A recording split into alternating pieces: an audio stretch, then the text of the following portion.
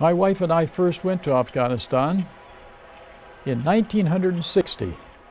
This was something that the Southern Asia Division was interested in. We had taught in the medical school in South India.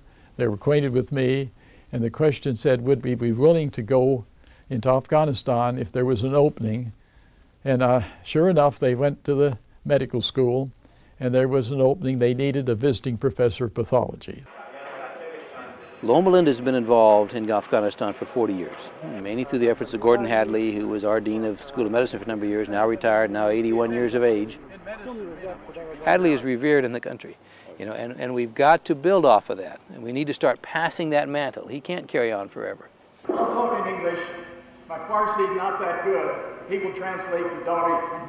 I was the first American that ever worked in the medical school, which in turn was the first institution of higher learning in the country of Afghanistan. That was a long time ago, but apparently it made a real impression on the people in Afghanistan.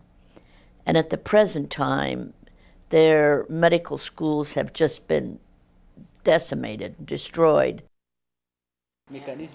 The Afghan government came to Loma Linda to ask if we would help them again. We started getting involved again with Afghanistan back before the Taliban was overthrown. I mean, that's a little bit scary for people to think about, but we literally were asked by the Taliban to become involved while they were still in charge.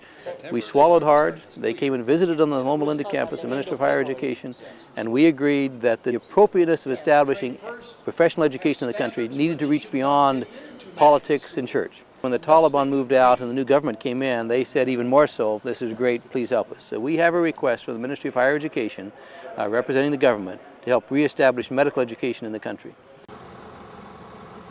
The country has been destroyed. It is in shambles. The economic situation is very bleak. They have nothing. Everything has been destroyed. Their whole life has been destroyed. Many have been killed.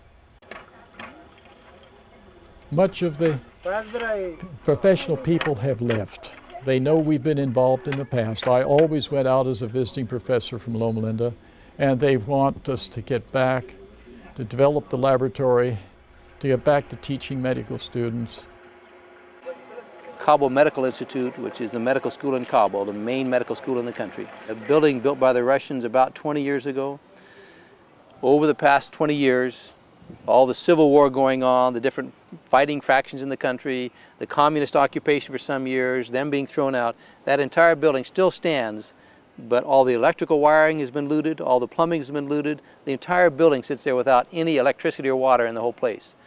Now they've reopened the medical school. We've got 3,000 medical students, literally without a working restroom in the entire building, and without electricity in the entire building unless you put in a little generator to run something. We hope in the future to have more teachers over there to do different things to assist with medical education. One of our goals is to start saying, okay, here's the Hadleys of the future. We'd like to introduce you. And we got a number of faculty that are prepared to step in and help do that. I always think about the time Christ healed the 10 lepers. Only one bothered to even thank him, but his reaction was he took care of human needs. And he did it because a human needed help. But I think that's our point.